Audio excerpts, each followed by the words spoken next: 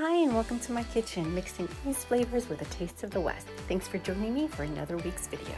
In this week's recipe, spicy potato egg rolls. These mini egg rolls are crispy on the outside, chewy on the inside with a tangy tahini dip. The recipe is here and linked below. Let's get started. Alright, let's start with the filling first by cooking 2 small potatoes, peeled with some sweet peas, and then mash them and set aside. Heat up about 2 tablespoons of olive oil on medium heat and add your turmeric, chili powder, coriander, and salt. Warming through the spices will release flavors. Then go ahead and add your chopped tomatoes and diced jalapenos. So go ahead and cook those for about 3 to 5 minutes to soften, and then add the potatoes and peas and mix to combine. A splash of water.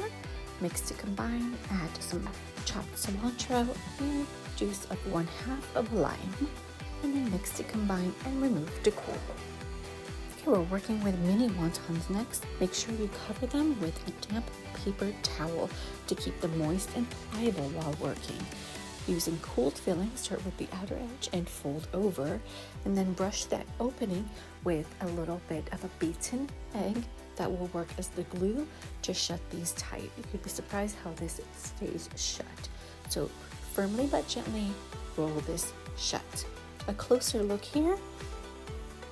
There we go. Starting with the outer edge, fold in here, and then little beaten egg and roll to shut. And then briefly, just to make sure we get it, there we go.